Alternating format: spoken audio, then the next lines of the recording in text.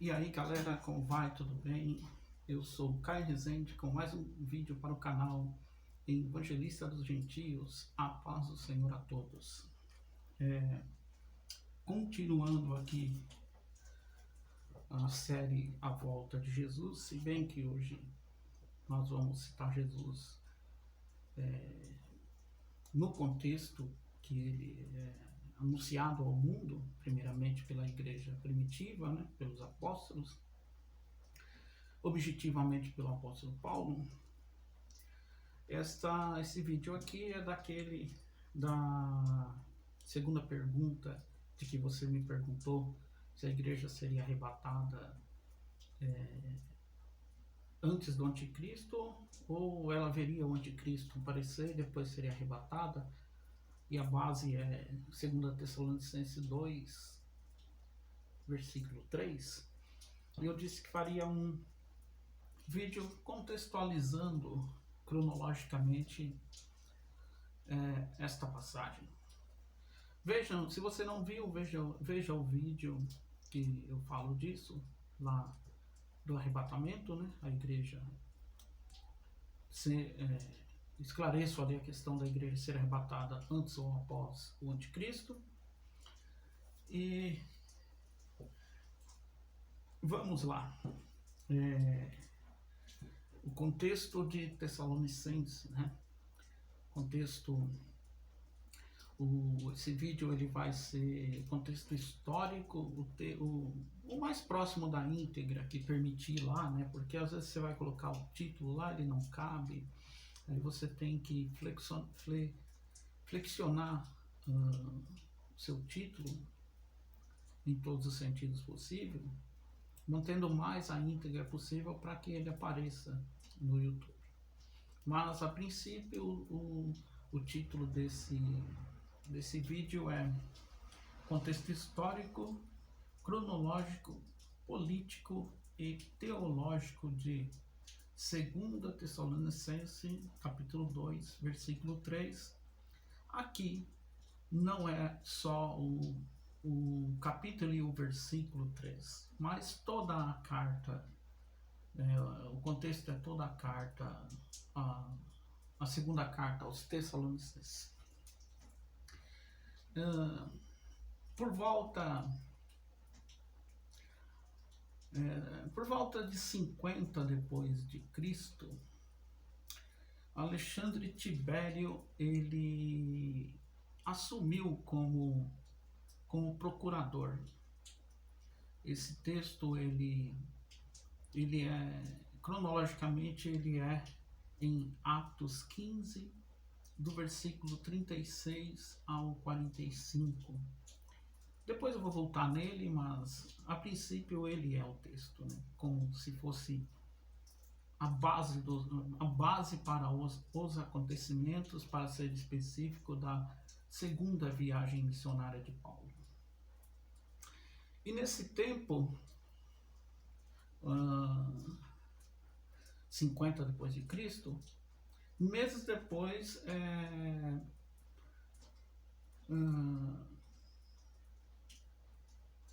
em 5 meses depois, sei lá, não sei dizer exato quantos meses, mas sei lá, alguns 6 meses depois, ou seja, vamos supor que estivesse na metade, e em 51, 6 meses depois, 51, Paulo ele teve em Tessalônica e em Bereia.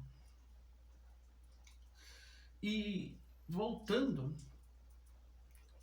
à carta de 1 Tessalônica,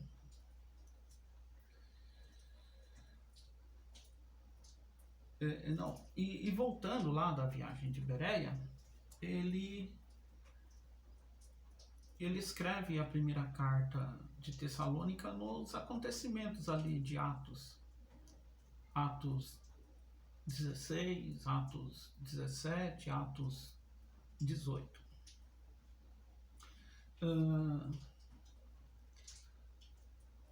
Vamos um pouco mais para frente. Um ano depois, 52 depois de Cristo, Félix Antônio ele tornou-se governador da Judéia e da Galiléia. E nesse período 51, 52, Paulo esteve em Atenas e em Corinto, onde ele, no caso Corinto, onde ele escreveu a segunda carta aos Tessalonicenses. E nesse mesmo tempo, nesse mesmo ano, 52 depois de Cristo, Paulo, ele completou a segunda viagem missionária. Mas tudo começou lá no início da segunda viagem missionária, em Atos 15, dos versículos 36 ao 41, onde Paulo e Barnabé, eles têm aquele desentendimento, eles se separam. Aí veja lá Atos, no versículo 41, diz que Paulo escolheu a Silas e partiu para a segunda viagem missionária. E quando ele parte ali, esse é o ano 50, é o ano onde Alexandre Tibério torna-se, assume, empossado como procurador.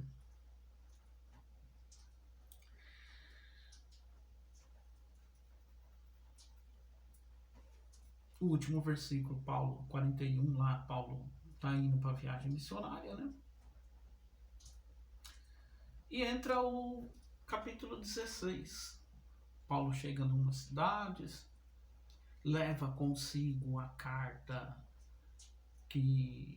os documentos que foram escritos lá da Convenção de Jerusalém, onde foi decidido que os gentios faziam parte da igreja, que a eles poderiam ser pregado o evangelho e eles se converter e fazer parte do povo de Deus sem ter que guardar os preceitos do culto judaico, da lei de Moisés. E o conselho principal era que eles não comessem sangue, nem nada sacrificado a ídolos, e que se abstessem da prostituição.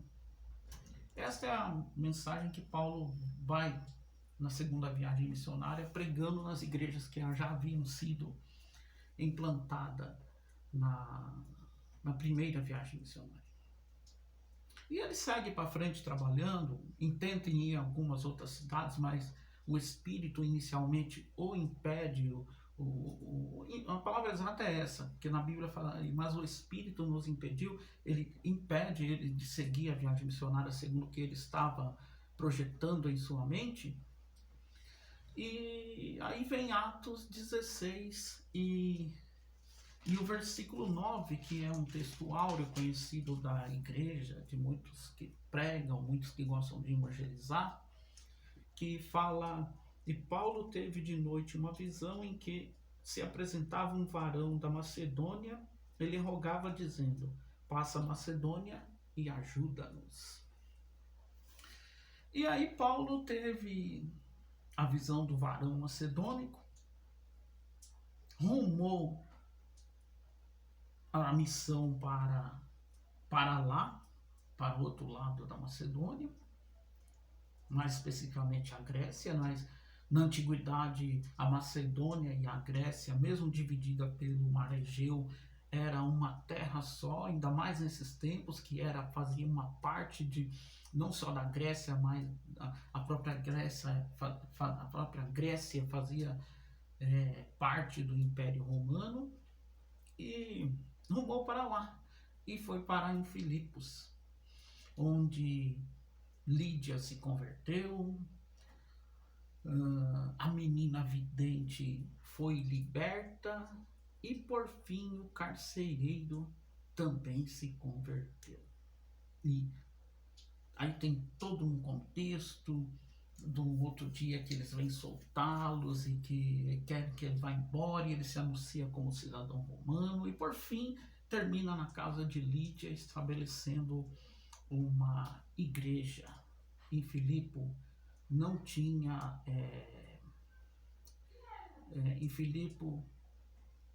em Filipo não tinha sinagoga de judeus. Então se estabelece a primeira igreja da segunda viagem missionária, a primeira igreja da Europa moderna.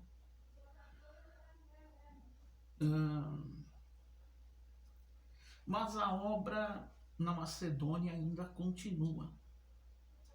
Paulo, depois de haver trabalhado lá por um bom tempo em Filipos, deixou Lucas lá dirigindo a igreja de Filipos e seguiu para Tessalônica, acompanhado de Silas e Timóteo, que já havia sido agregado às missões nesse tempo, um pouquinho antes, no contexto aí que eu estou falando, só que eu não citei, porque é muita coisa para pontuar. Pode fazer aí uma pergunta de tudo que eu estou falando, pontuar um versículo, para frente ou para trás dos livros ou das cartas que eu citar. Deixe o seu like, inscreva-se no canal, ative o sininho, ajude esse canal a crescer, que será uma bênção para a minha vida e para a vida de vocês também, na questão de estudos da Palavra de Deus. E faça a sua pergunta. Fala assim, não, Caio, o senhor esqueceu de citar tal assunto, assim, onde você estava falando aí. E aí, posteriormente, na oportunidade, quando Deus nos permitir, a gente faz um vídeo com o seu apontamento, a sua sugestão, a sua pergunta. Mas antes disso, antes dele seguir a viagem missionária com Silas e Timóteo, pode ver lá em essa viagem missionária, o início com Silas e Timóteo, pode ver lá em 1 Tessalonicenses 1:1, lá é uma referência disso. Mas antes disso, ainda em Atos 17, versículo 15, o tempo do episódio de Atenas, né, da viagem lá em Atenas, onde ele falou aos epicureus e aos estoicos no Areópago de Atenas. Dali, depois daqueles acontecidos, ele foi para Corinto, aonde ele se apresenta em Corinto, não só na prática, mas também em carta,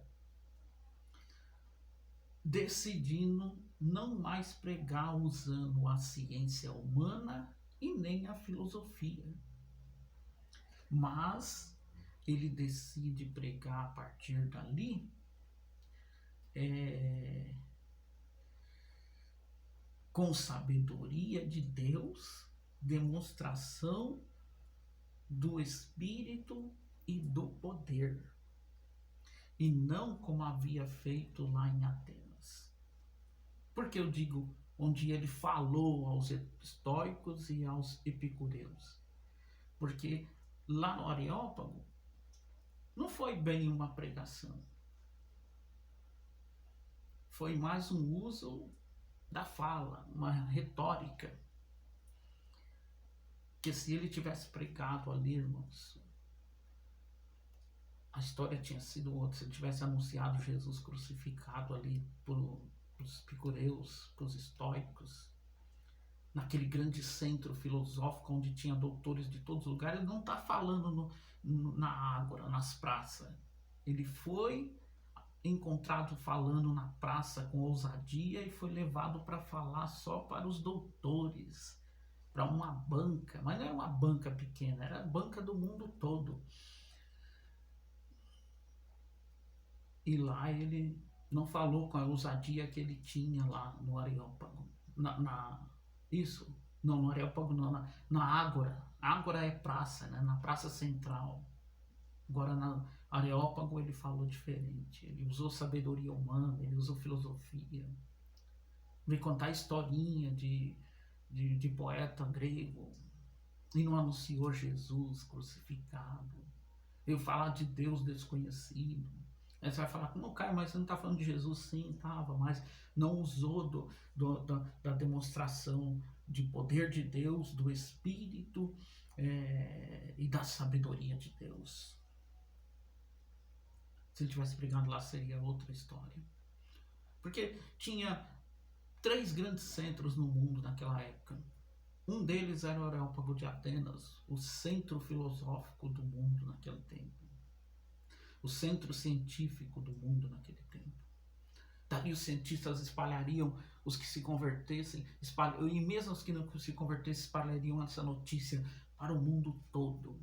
Fala um homem lá, um doutor dos judeus, falou de um Cristo ressuscitado que morreu numa cruz. Seria coisa tremenda. Medite aí você mesmo com Deus. Ore ao Senhor. E a referência para você ver isto é quando ele fala, quando ele escreve aos Coríntios, primeira carta aos Coríntios, capítulo 1, do versículo 18 do capítulo 1, versículo 18 ao capítulo 2, versículo 16, aonde ele expõe que ele não vai mais pregar com esse tipo de sabedoria, mas vai pregar com a sabedoria dos céus, porque a decepção foi grande na vida de Paulo. Sabe aquela mensagem que você sai, vai para sua casa e fala, meu Deus, eu nunca mais vou pregar isso, nunca mais vou fazer isso no púlpito. Foi assim que Paulo saiu do Areópago de Atenas, decidido a mudar, a deixar Deus usá-lo e não usar o seu conhecimento, a sua sabedoria. E aí chegamos em Atos 11 e 18, e aqui eu vou pontuar a contextualização de forma rápida e encerro esse vídeo. E em Atos 18 e 11, eu falei 11 e 18, 18 e 11,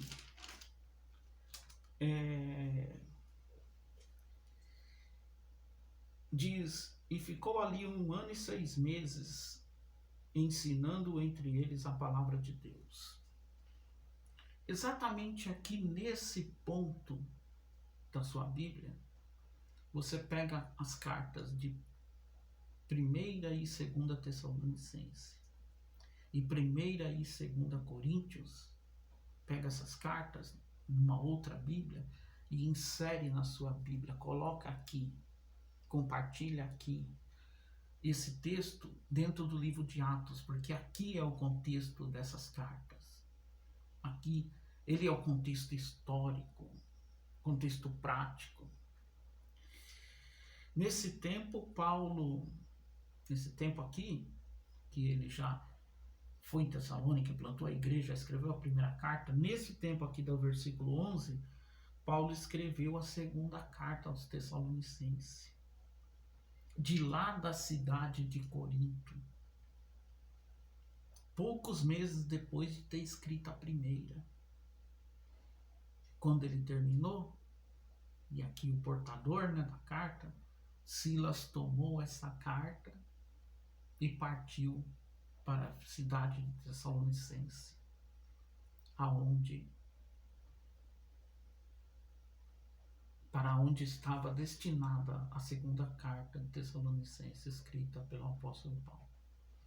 Ficou muito mais coisa, mas é como eu disse, pontue aí, pergunte, nós podemos trabalhar muito mais esse contexto. Deus abençoe a todos. Amém.